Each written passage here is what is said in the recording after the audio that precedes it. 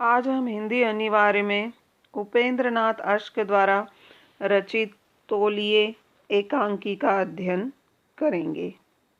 इसमें हम सबसे पहले लेखक का परिचय जानेंगे। उर्दू में लेखन यात्रा प्रारंभ करने वाले उपेंद्र नाथ अश्क हिंदी में लेखन हेतु मुंशी प्रेमचंद की प्रेरणा से अग्रसर हुए। इन्होंने मुंशी प्रेमचंद से प्रेरणा प्राप्त की। राष्ट्रीय आंदोलन के झंझावाती दौर में इनकी रचनाधर्मिता का विकास हुआ। जब देश में राष्ट्रीय आंदोलन चल रहे थे तो उस समय इन्होंने अनेक रचनाएं रची। उन्होंने कहानी, काव्य, नाटक, एकांकी, संस्मरण, आलोचना एवं अनुवाद इन सभी विधाओं में भरपूर कलम चलाई। नाटक एवं एकांकी विधा को नए आयाम देने वाले अश्क जी ने जनजीवन में व्याप्त रूढ़िवादिता, जड़ता, आडंबरों पर निर्ममता पूर्वक प्रहार करके मानसिक भावों एवं अंतर्द्वंद्वों का बखूबी चित्रण किया है। इनकी प्रमुख रचनाएं हैं गिरती दीवारें, शहर में घूमता आईना, गर्मराख, सितारों के खेल, ये इनके उपन्यास हैं। 70 श्रेष्ठ कहानियां, जुदाई की शाम के गीत, काले साहब, पिंजरा, ये इनकी कहानियां हैं। लौटता हुआ दिन, बड़े खिलाड़ी, जय पराजय, स्वर्ग की झलक, भंवर, ये इनके नाटक हैं। अंधी गली, मुखड़ा बदल गया, चरवाए, ये इनके एकांकी संग्रह है। एक दिन आकाश ने कहा, प्रातः प्रदीप जलेगा, बरगद की बेटी, उर्मिया, मंटो मेरा दुश्मन, फिल्मी जीवन की झलकियाँ, ये क्या हैं? इनके संस्मरण हैं। अन्वेषण की सह यात्रा, हिंदी कहानी, एक अंतरंग परिचय, ये इनके आलोचनात्मक ग्रंथ हैं। ये हुआ लेखक का साहित्यिक परिचय एवं रचनाओं के नाम। अब इनके द्वारा जो एकांकी रचित है, संकलित है, तौलिए, इसमें देखिए प्रस्तुत एकांकी तौलिए में शिष्टाचार, सभ्यता एवं तहजीब के नाम पर फैल रहे आडंबर व खोखलेपन को बखूबी अभिव्यक्त किया गया है। तहजीब यानी तौर तरीके, आडंबर यानी दिखावा। हमारी जीवन शैली में कृत्रिमता, दिखावटीपन पसरता जा रहा है यानी फैलता जा रहा है। रिश्तों की प्रगाढ़ता यानी रिश्तों की गहराई शिथिल होती जा रही, कमजोर होती जा रही है। स्वच्छता व सलीका पसंदगी का दिखावा हमारी आत्मीयता पर बोझ स्वरूप है। स्वच्छता और तौर तरीके का जीवन जीना ये हमारे लिए केवल दिखावा हो गया है। इन दिखावों में रिश्तों की गर्माहट लुप्त होती जा रही है। रिश्तों की जो गहराई है, रिश्तों का जो ताजापन है, वह धीरे धीरे खत्म होता जा रहा है। सहजता एवं सरलता से जीवन जीने में जो खुशी एवं आनंद मिलता है, वह अन्यत्र दुर्लभ है। जीवन का रहस्य बाह्य तड़क भड़क में नहीं, बल्कि अंतर की दृढ़ता में है, यानी आंतरिक मजबूती में है। यही दिखाना इस एकांकी का उद्देश्य है। तो इस एकांकी में लेखक ने पारिवारिक जीवन पर आधारित कहानी को व्यक्त किया है। इसमें इन्होंने बताया है कि बसंत और मधु पति पत्नी हैं, लेकिन दोनों के संस्कार भिन्न भिन्न हैं। उनमें छोटी छोटी बातों पर विवाद हो जाता है। तो इस तरह यह एकांकी पारिवारिक जीवन पर आधारित एक मनोवैज्ञानिक एकांकी है। और इस एकांकी का जो घटना स्थल है वह नई दिल्ली है। तो एकांकी देखिए, तौलिए। पात्र हैं इसमें वसंत, चिंती, मधु, मंगला और सुरो। तो वसंत और मधु पति पत्नी हैं और स्थान नई दिल्ली।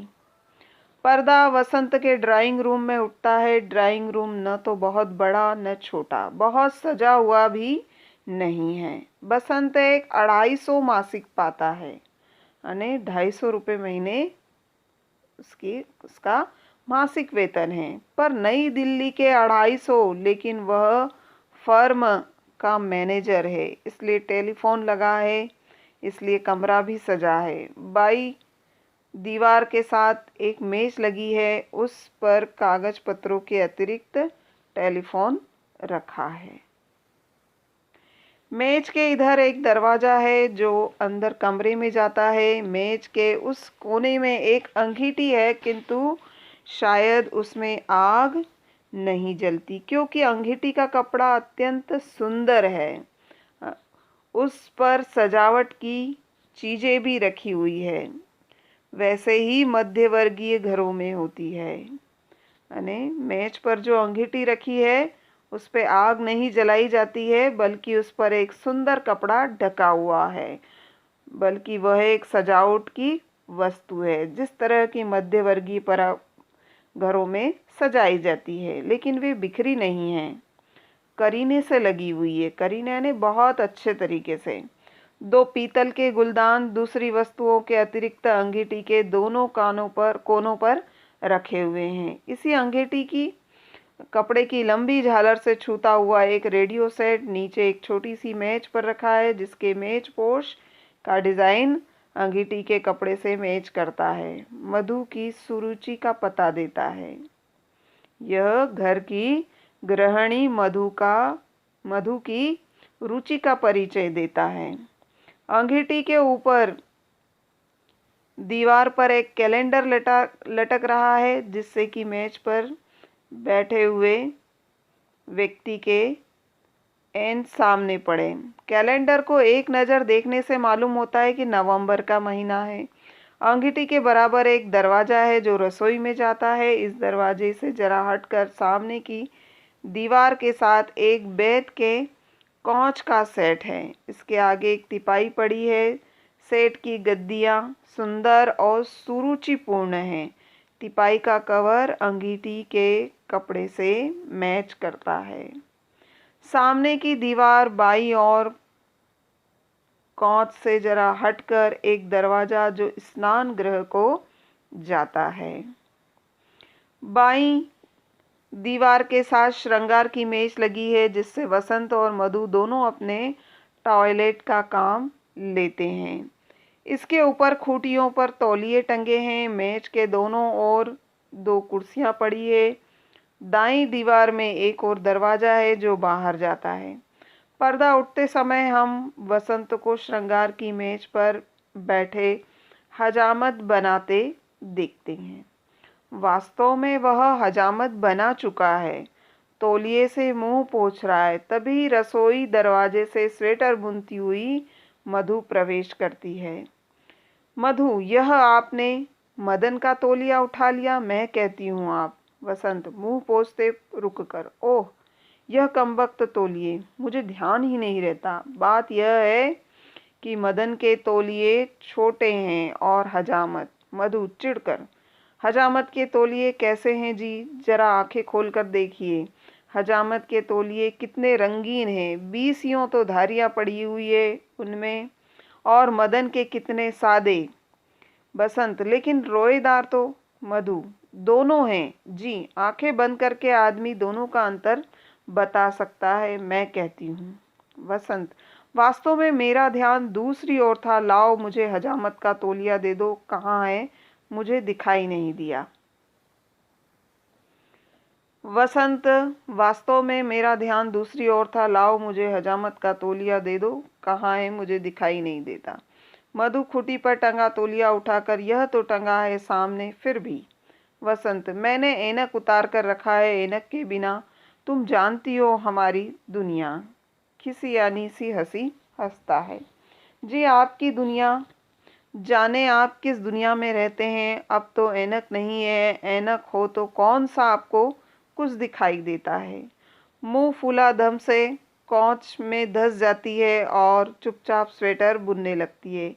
बसंत हजामत का सामान रखता है, फिर अचानक दूसरी ओर देखकर, वसंत, तुमने फिर मुंह फुला लिया। नाराज हो गई हो?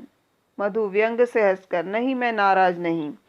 वसंत, तुम्हारा ख्याल है कि मैं इतना मूर्ख हूँ जो यह भी नहीं पहचान सकता? मधु, मैं कब कहती हूँ? वसंत, सामान वैसे ही छोड़कर कुर्सी की ओर घुमाते हुए, मैंने तुमसे कितनी बार कहा है कि अपने भावों को छिपा लेने की निपुणता तुम्हें प्राप्त नहीं। तुम्हारी उपेक्षा, तुम्हारा क्रोध, तुम्हारा समस्त भाव तुम्हारी आकृति पर प्रतिबिंबित हो जाती है। तुम्हें मेरी आदतें बुरी लगती है, पर मैंने तुम्हें अंधेरे में नहीं रखा। अपने संबंध में, अपने स्वभाव के संबंध में सब कुछ बता दिया था। मैंने अपने सब पत्ते मधु मेज पर रख दिए थे। उसी तरह व्यंग से हंसकर मैं कब इनकार करती हूँ? वसंत, तुम्हारी यह हंसी कितनी विषैली है। इसी तरह विष घोल घोल कर तुमने अपने स्वास्थ्य का सत्यानाश कर लिया है। मधु चुप रहती है। मैं तुम्हें किस प्रकार का विश्वास दिलाऊं कि मैं स्वयं सफाई का बड़ा समर्थक हूँ? इसमें क्या संदेह है वसंत? मुझे स्वयं गंदगी पसंद नहीं है। मधु सिर्फ हंसती है। पर मैं तुम्हारी तरह अरिस्टोक्रेटिक वातावरण में नहीं पला। मुझे नजाकत नहीं आती। हमारे घर में सिर्फ एक तौलिया होता था और हम 6 भाई उसे काम में लाते थे। अरिस्टोक्रेटिक यानी रईसी, कुलीन घराना, धनवान। आप मुझे अरिस्टोक्रेट कहकर मेरा उपहास करते हैं। मैं कब कहती हूँ 10-10 तौलिए हों? 10 और किस तरह के होते हैं? नहाने का अलग, हजामत बनाने का अलग, हाथ मुंह पोंछने का अलग, और फिर तुम्हारे और मदन के। मधु, लेकिन मैं पूछती हूँ इसमें दोष क्या है? जब हम खरीद सकते हैं तो क्यों न 10-10 तौलिए रखें? कल परमात्मा न करे हम इस योग्य न रहें तो मैं आपको दिखा दूं कि किस तरह गरीबी में भी सफाई रखी जा सकती है। तौलिए न सही, खादी के अंगूछे सही, कुछ भी रखा जा सकता है, लेकिन जिस तौलिए से किसी दूसरे ने बदन पोंछा, उससे किसी प्रकार कोई अपना शरीर पोंछ सकता है? वसंत कहता है, मैं कहता हूँ हम 6 भाई एक ही तौलिए से बदन पोंछते रहे, लेकिन बीमारी।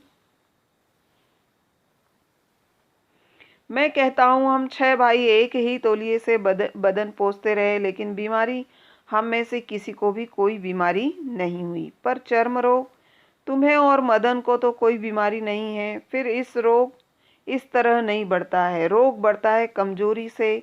जब हमारे शरीर में रोग से लोहा लेने वाले कीटाणु, लाल कीटाणु कम हो जाते हैं, तब।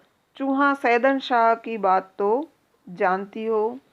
यहाँ पर लेखक ने बताया है कि मधु को सफाई पसंद है। वह नहीं चाहती है कि घर के सभी एक ही तौलिए का प्रयोग करें। और वसंत मधु का पति है। वह किसी के भी तौलिए को उठा लेता है और इससे दोनों में विवाद छिड़ जाता है। चूहा सैदन शाह शिकार करने के विचार से कुछ अफसर चूहा सैदन शाह गए थे। उनमें अमेरिका के रॉक फेलर ट्रस्ट के कुछ डॉक्टर भी थे। लंच के समय उन्हें पानी की आवश्यकता पड़ी। बैरे ने आकर बताया कि गांव में कोई कुआं नहीं है, लोग जोहड़ का पानी पीते हैं। डॉक्टरों को विश्वास न आया, क्योंकि जोहड़ का पानी मैला चिकट था। चिकट यानी चिकना, चीठापन हो जिसमें। ऐसी कोई बीमारी होगी जिसके कीड़े उस पानी में न हों। और चूहा सैदन शाह के जो जाट थे वे हष्ट पुष्ट, लंब तड़ंग यानी शरीर से लंबे और हष्ट पुष्ट थे। मधु, तो क्या आप चाहते हैं कि हम जोहड़ का पानी पीना शुरू कर दें? वह हंसती है। वसंत उठकर कमरे में घूमता हुआ, तुम इस बात पर अपनी विषाक्त हंसी बिखेर सकती हो उसके सामने रुककर। तुम्हें मालूम है कि अमेरिका के डॉक्टर वहीं रहे। एक जाट के रक्त का उन्होंने विश्लेषण किया तो मालूम हुआ कि इसमें रोग का मुकाबला करने वाले लाल कीटाणुओं के रोग की मदद करने वाले कीटाणुओं से कहीं ज्यादा है। तब उन्होंने वहां के लोगों की खुराक का निरीक्षण किया। पता चला कि अधिकतर दही और लस्सी का प्रयोग करते हैं। दही में बहुत सी बीमारियों के कीटाणुओं को मारने की शक्ति है। बीमारी का मुकाबला इन नजाकतों और नफासतों से नहीं होता है, बल्कि शरीर में शक्ति पैदा करने से होती है, जो रोग के आक्रमण का प्रतिविरोध कर सके। फिर घूमने लगता है। मैंने चूहा सेदन शाह की बातें सुन ली। मैले तौलिए से शरीर में लाल कीटाणु फैले या श्वेत, मुझे इससे मतलब नहीं। मैं तो इतना चाहती हूँ कि बचपन से ही मुझे सफाई पसंद है। तो यहाँ पर लेखक ने बताया है कि वसंत चूहा सेदनशाहियों के निवासियों के स्वास्थ्य का उदाहरण देकर अपनी बात का समर्थन प्रस्तुत करता है।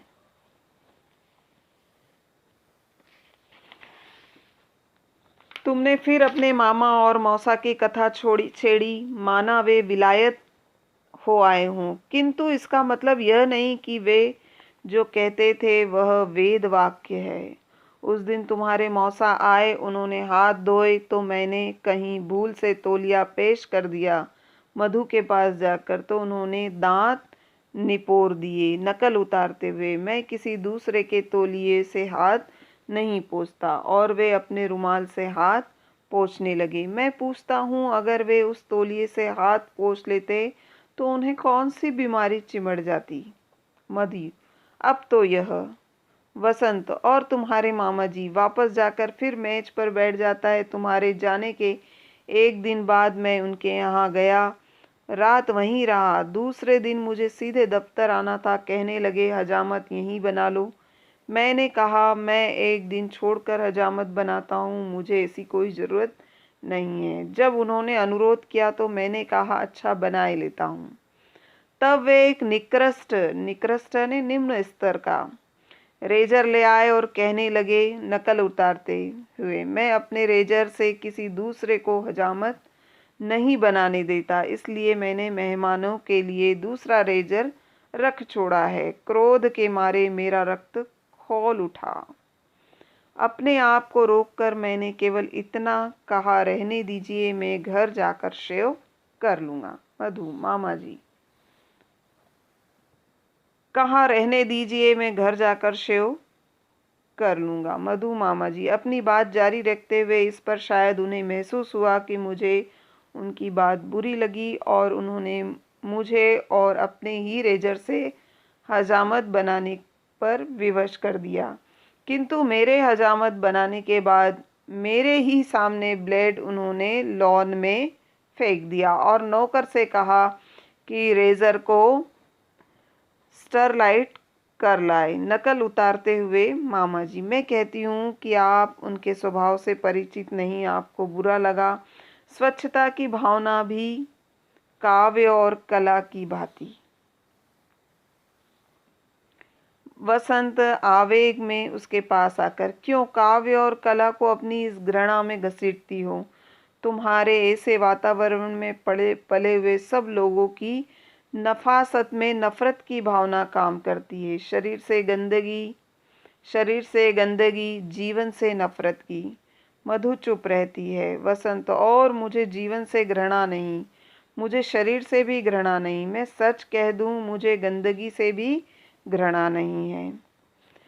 हंसती है तो फिर कूड़े के ढेरों में बैठिए। फिर बसंत कुर्सी पर जा बैठा और कुर्सी को और समीप लेता हुआ, मुझे गंदगी से घृणा नहीं, किंतु मैं गंदगी को पसंद नहीं करता।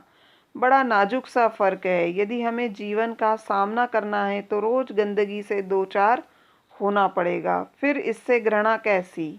जिन गरीबों को तुम अपने बरामदे के फर्श पे भी पाँव न रखने दो, मैं उनके पास घंटों बैठ सकता हूँ। मधु हंसती है।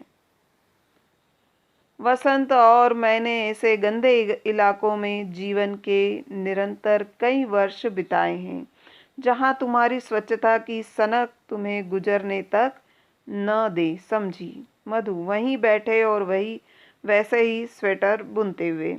पर अब तो आप विपन्न नहीं हैं, अब तो आप गंदे इलाके में नहीं रहते। विपन्नता की विवशता को मैं समझ सकती हूँ, किंतु गंदेपन का स्वभाव मेरी समझ से दूर की वस्तु है। वसंत: तुम्हारे विचार से तो मैं स्वभाव से गंदा हूँ। उसी विशेली हंसी के साथ, मैं कब कहती हूँ? वसंत खड़ा हो जाता है। ऐसे दिन मुझ पर आए जब एक बनियान पहने मुझे कई दिन गुजर जाते थे, उसे धोने तक का अवकाश न मिलता था। अब मैं दिन में 2 बार बनियान बदल लेता हूँ। अगर यह गंदेपन की आदत है तो। मधु उसी हंसी के साथ मैं कब कहती हूँ। वसंत, स्वच्छता बुरी नहीं है, पर तुम हर चीज की सनक की हद तक पहुंचा देती हो। सनक से मुझे चिढ़ है।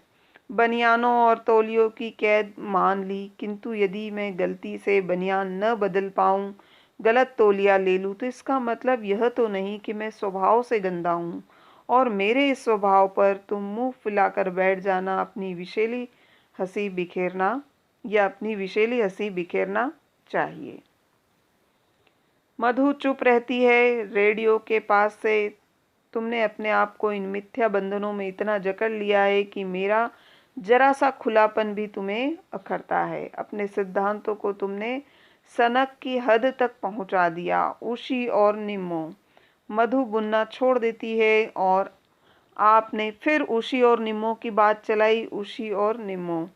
वसंत, कल मिल गई बाजार में। मैंने पूछा, निम्मो आई नहीं। तुम इतने दिनों से कहने लगी हमको चची से डर लगता है। हंसता है। मधु उसी विशेली हंसी के साथ, मैं उन्हें खा जो जाती हूँ। तिपाई के पास से खाओगी तो तुम क्या, पर वे बच्चियां हैं। बच्चियां?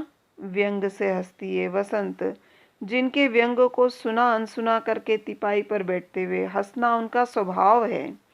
वे हंसेंगी तो बेबात की बात पर हंसेंगी। तुम्हारा एटिकेट बस दबे घुटे घुटे फिरो। ऊह, बेचारी से सिर हिलाकर उठता है। जो आदमी जी भर के खा पी नहीं सकता, हंसा नहीं सकता, वह जीवन में कर ही क्या सकता है। चिंताओं और आपत्तियों के बंधन नहीं तो क्या कम है जो जीवन की शिष्टाचार की बेड़ियों से जकड़ दिया जाए।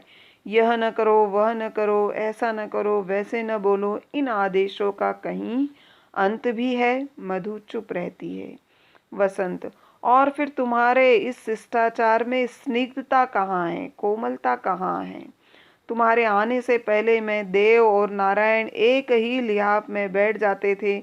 जरा कल्पना तो करो, सर्दियों की सुबह, शाम की एक चारपाई, एक ही रजाई, घुटनों पर ओढ़े 4-5 मित्र बैठे हैं, गप्पे चल रहे हैं, सुख दुख की बातें हो रही है। कहीं वहीं चाय आ जाती है, साथ साथ बातें होती है, साथ साथ चुस्कियाँ लगती है। इस कल्पना में कितना आनंद है, कितनी स्निग्धता है, कितनी मधुरता है। अब जब मित्र आते हैं, अलग अलग कुर्सियों पे बैठ जाते हैं, एक दूसरे को बोझ मालूम होता है।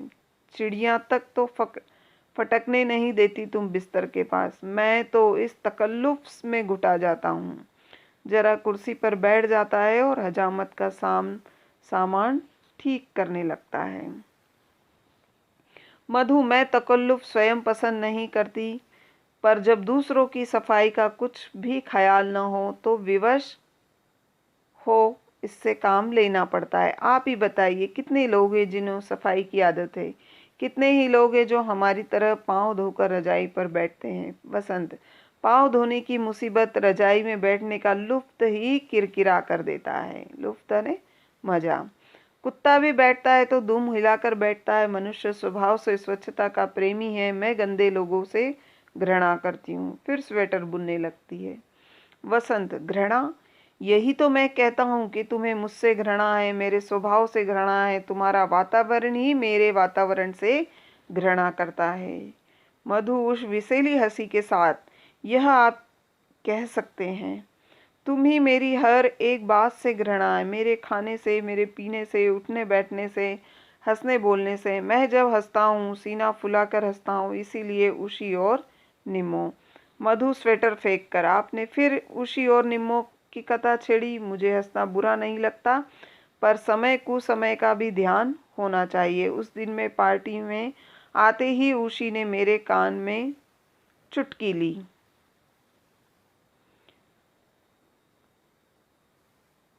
मुझे हंसना बुरा नहीं लगता, पर समय कुसमय का ध्यान होना चाहिए। उस दिन पार्टी में आते ही उशी ने मेरे कान में चुटकी ले ली और निम्मो ने भी मेरी आंख बंद कर ली। कोई समय था उस तरह हंसी मजाक का? मुझे हंसी मजाक से घृणा नहीं, अशिष्टता से घृणा है। वसंत, ऊषी, परले सिरे की अशिष्ट और असभ्य लड़की। पहले, परले यानी पहले।